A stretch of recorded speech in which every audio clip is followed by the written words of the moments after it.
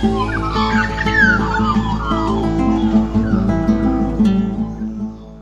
hello, welcome back to all my subscribers and Patreon supporters.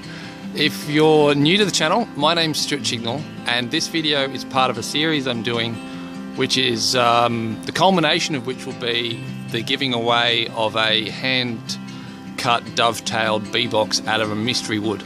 And the way the competition works is basically if you can guess what the species of wood is, well, you're the first person to guess what the species of wood is, then you get the beehive. And for part of that project, I need to not just make the boxes, but I need to make the quilt boxes, the lids, and the bottom boards.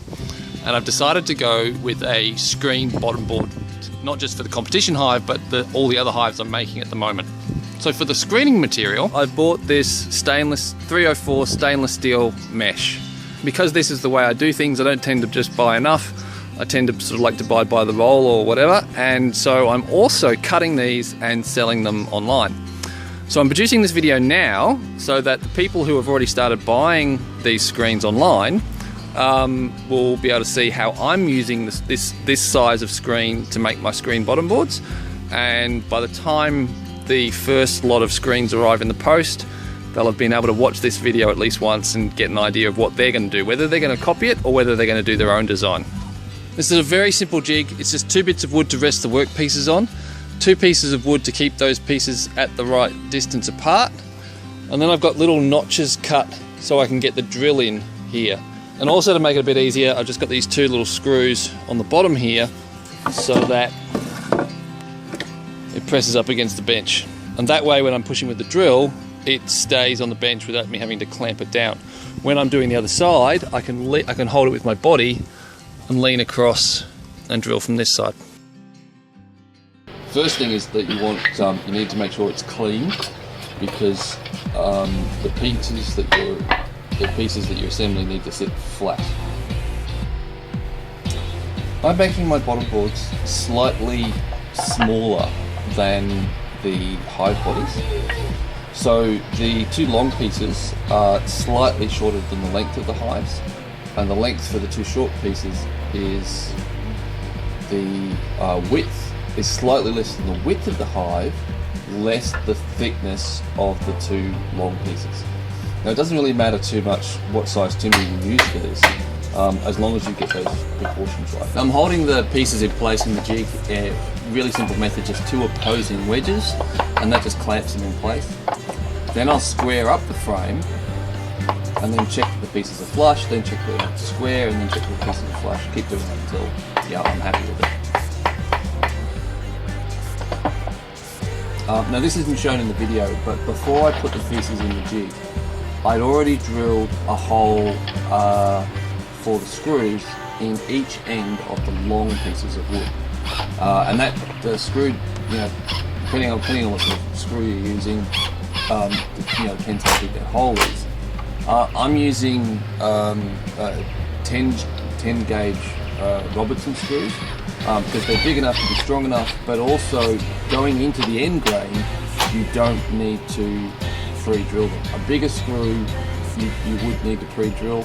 A smaller screw, I don't think I didn't feel was strong.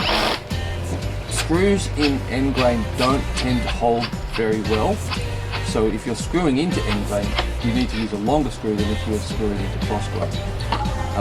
So in this case, I'm actually using a 75mm screw, even though the pieces of wood are only 32mm.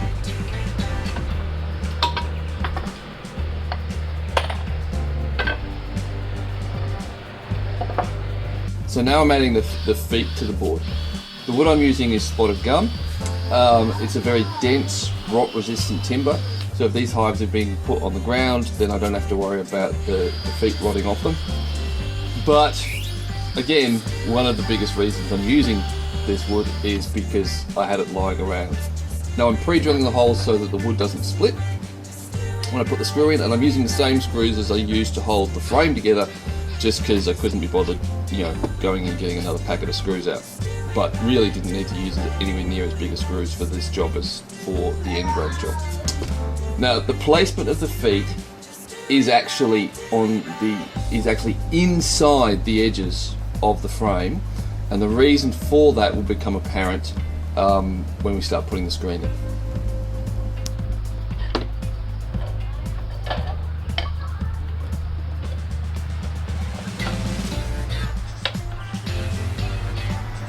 It works better if the curvature of the screen is facing down, so when you put the strips of wood in to hold it in place, you get a better seal.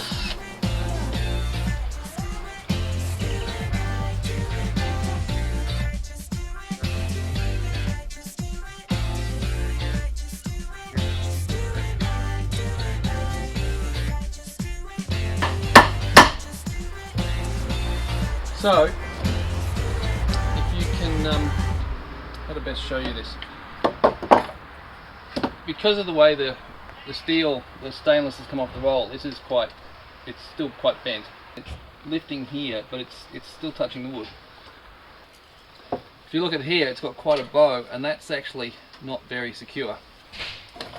But if we put this piece here, and that is not going anywhere. But just to be doubly sure,